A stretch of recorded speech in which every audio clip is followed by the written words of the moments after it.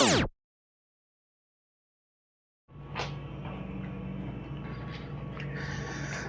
right. Today, let's talk about pricing. Pricing is essential, obviously, to the success of your business for a multitude of reasons, right? For one, we want to talk about you being rightfully compensated for your skill, the time you put into the skill and to grow that skill, right?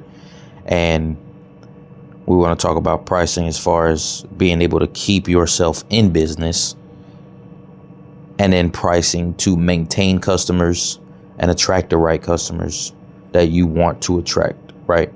So the purpose of obviously your pricing is obviously so you can make money and be profitable in business, right? But as a barber, a lot of barbers don't really put a lot of thought behind their pricing on both sides, whether it be they price too low or they price too high, right? So you have to take into account, obviously, your demographic and where you live. So the economy, wherever you live, obviously your pricing is going to be dictated by that. So your location and obviously the demographic of your location and the income of your location, whether it be the median or whatever, right? Whether you want to be the high-end barbershop in your area or the mid-level barbershop or the cheap barbershop in your area, you still need to have knowledge of what that price is and how do you get there, right? So, and there is no actual system in place for barbers to obtain that number, because there's obviously so many determining factors and variables that will, determine that price, how many chairs you have in your shop, where you're comfortable charging booth rent, where you're comfortable charging for the price of haircuts, and where you're comfortable paying rent for the shop. So determining whatever your rent is in your shop, whatever you pay for your lease, and whatever your barbers pay you, whether it's commission or booth rent, is obviously one of those determining factors, right? So I think my biggest issue in the industry with a lot of barbers pricing, it's essentially a pet peeve. So I'm not making this video to deter anybody from charging whatever you want to charge. If you're the $200 haircut barber, cool, kudos to you, whatever, don't care. If you're the $10 haircut barber, cool. If it works for you, it works for you. I'm not really here to deter anybody from charging whatever they feel they should be charging for their services. I'm here to give guidance to the people who may or may not be lost on how to charge, what to charge, and give some insight from my experience on how your thought process should go for how you got to your pricing. It shouldn't just be a random number that you picked out of thin air. There should be some thought behind it in some way, shape, or form. So my biggest pet peeve when it comes to barbers pricing lies in the haircut price compared to the haircut and beard price, right? And just to make it simple, on average, it takes me about 30 minutes to do a haircut. Almost any haircut, essentially. For me, it really depends on the client's hair and the thickness of the hair and how many extra steps are required to make the haircut look extra detailed, right? That's really the only determining factor to make me take a little bit longer on the haircut. So basic haircut, any haircut really, take me about 30 minutes, styling included, right? For haircut and beard, the beard will essentially take me about an extra 15 minutes. So if I understand that a haircut takes me 30 minutes to accomplish, and I'm okay with charging $30 a haircut, right?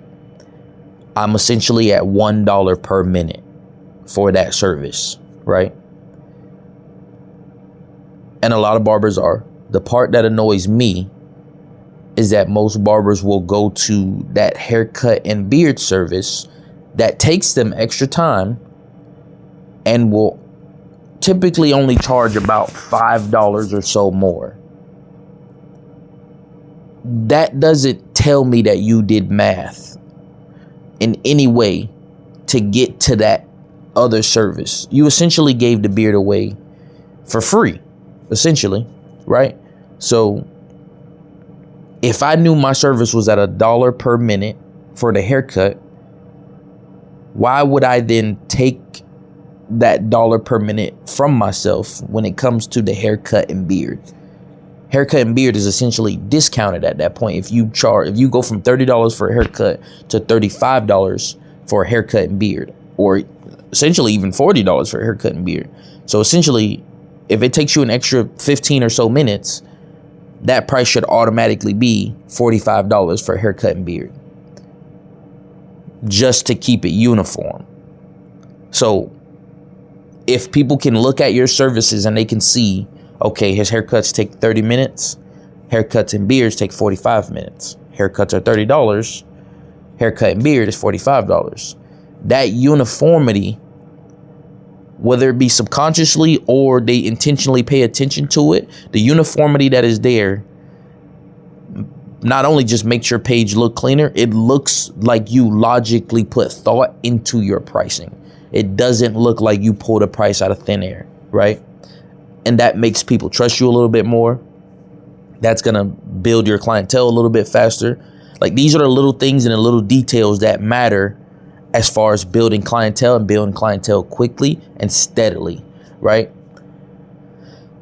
Because you're intentional about a lot of your decisions, people obviously are going to approach you more respectfully about how you conduct business. Because in the barber industry, there isn't a lot of respect for the barber industry, right?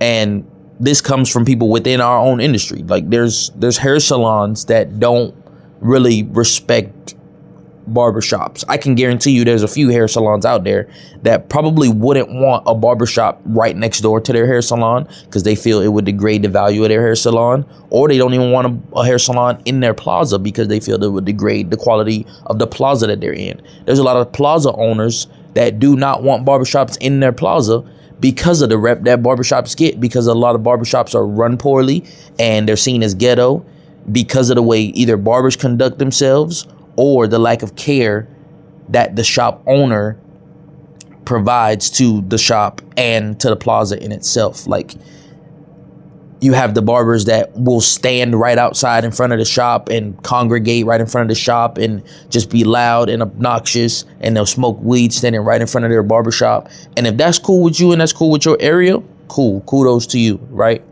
But not every plaza and not every other business wants that attention on their business. They don't want that to be a deterrent for their customers, because this is our money, right? We're here to make money. And if you're attracting the people that either don't want to spend money or just the wrong type of customers, other business aren't going to want you around, right? And plazas aren't going to want you around. So the fact that we already have that stigma to combat should make us want to care about those little details, right? So that we can, fight back and earn the respect and the appreciation that if you want the industry to also have for us. I do.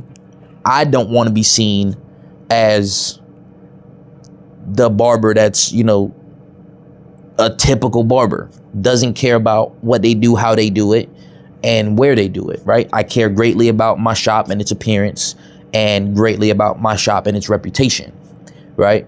So And I think everyone should, because this is how you eat. This is how you feed yourself and essentially the people you love or you care for, right? So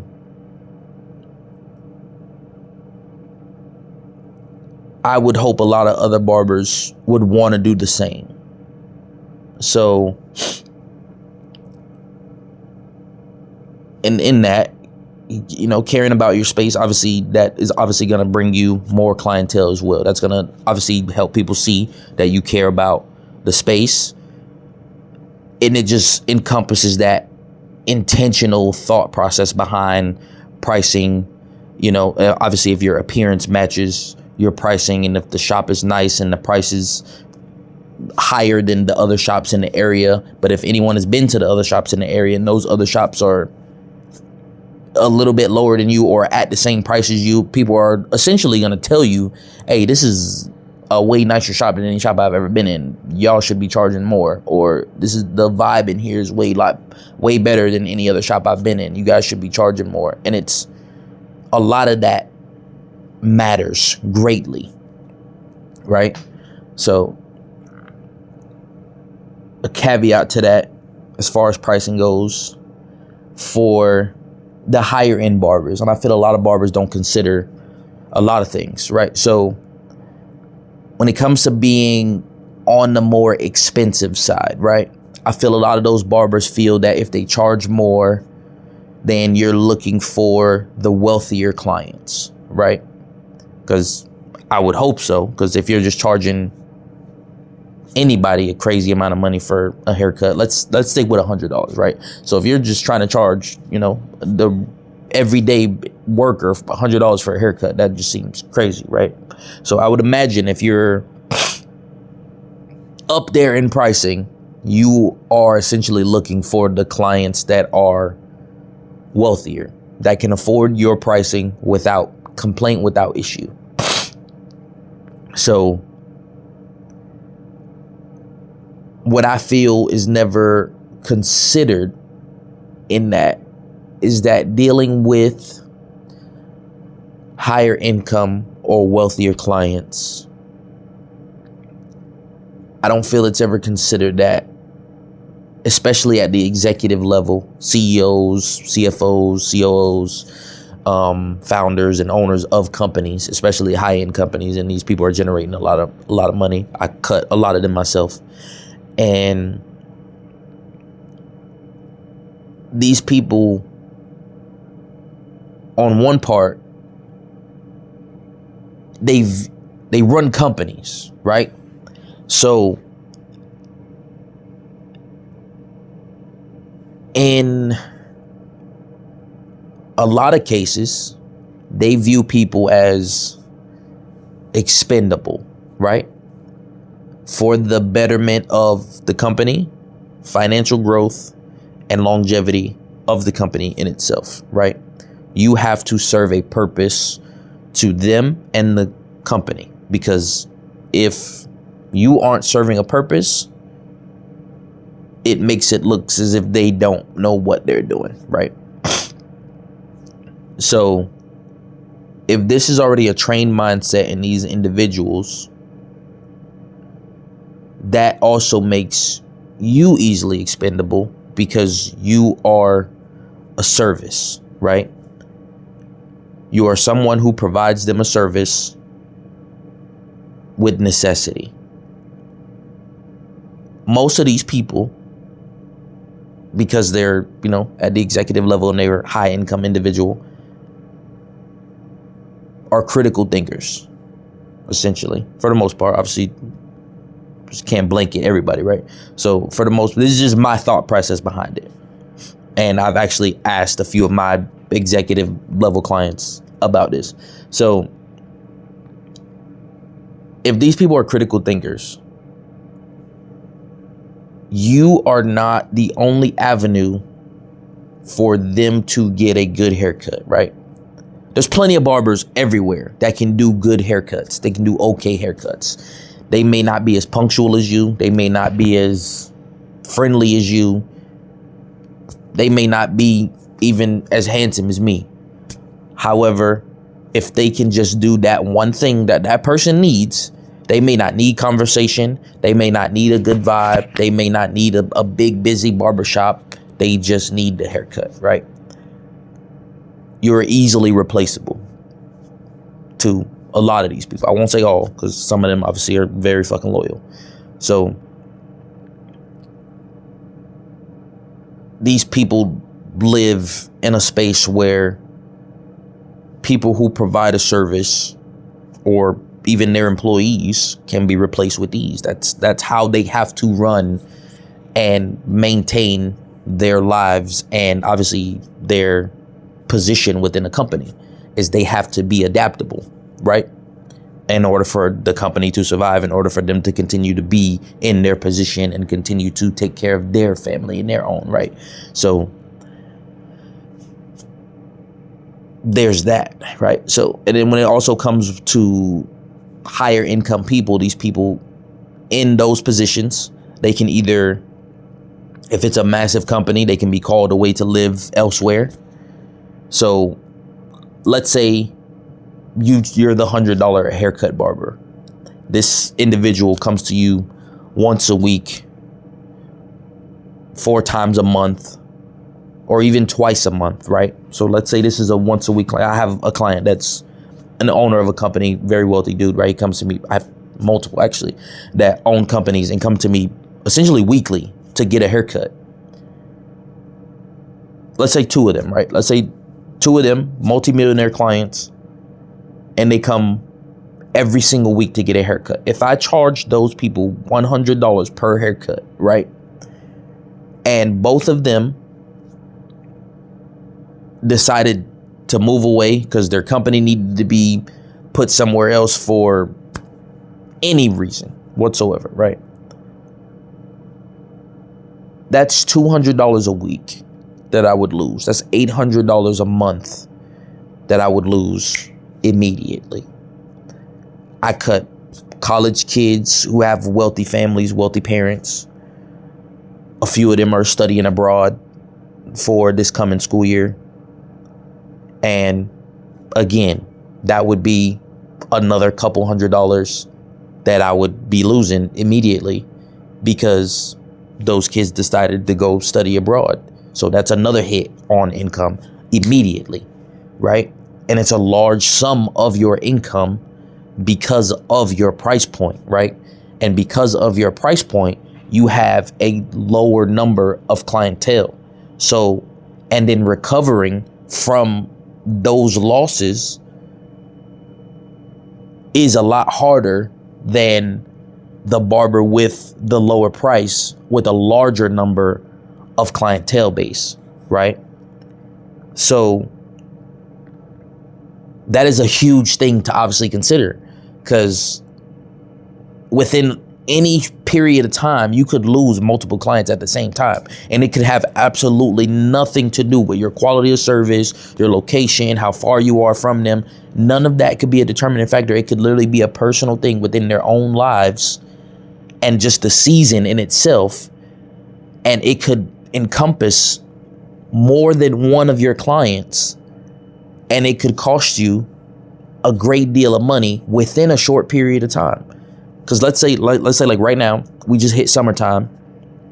And like I said, one of those college students, multiple college students are going to study abroad, right? And obviously, this is usually typically wealthier families that can send their kids to study abroad. So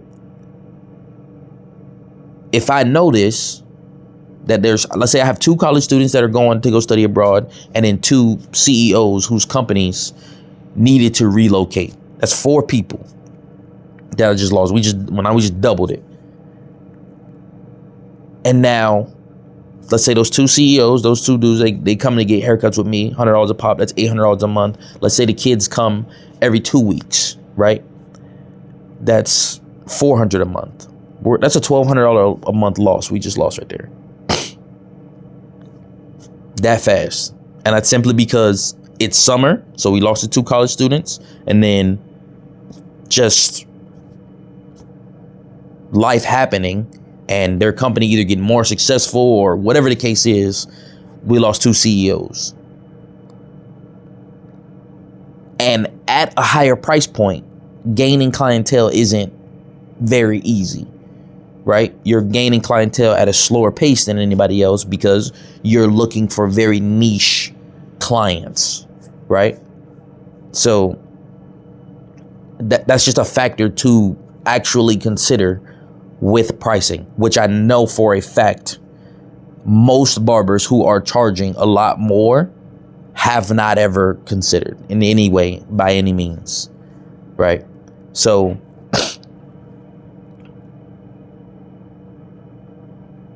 just be more deliberate about your pricing. Actually do the math, do the study, consider your area.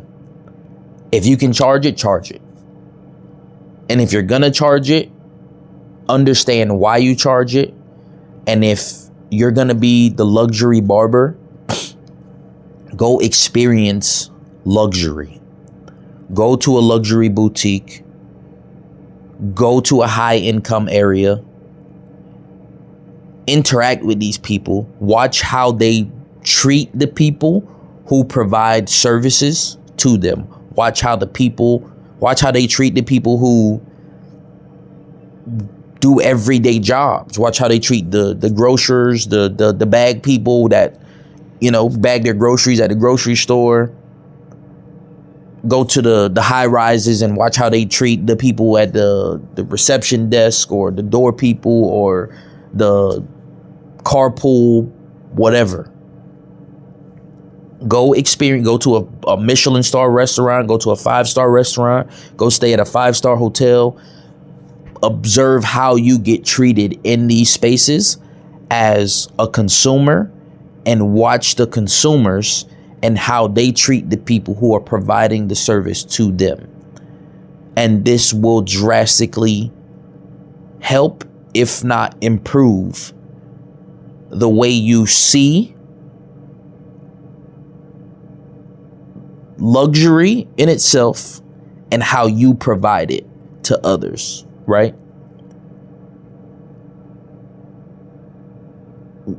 Because a lot of barbers really have no fucking idea what luxury is. And I've seen it countless times. I've seen barbers and barbershops attempt to be luxury, and I can respect it, right? But falling short in a lot of spaces or the delivery of the service in itself, right? And a lot of the times it's not obviously at the intent of the shop owner. The shop owner may fully well understand what luxury means, but it is very difficult to get the people who work with you on the same page and to have your same vision, because people don't care about your shit as much as you care about your shit, right?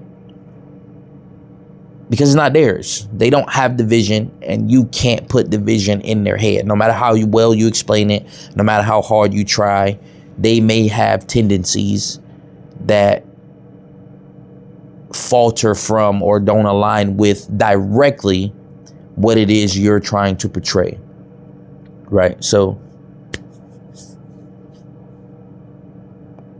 that's all I got. But again, I didn't make this video to deter anybody from charging whatever you feel you want to charge. But there should definitely be more of a thought process behind why you're charging what you're charging. And there should be a fucking goal in place. If you can't set a goal with random information, there has to be something there, and shit should always be deliberate. So be fucking deliberate. Shit.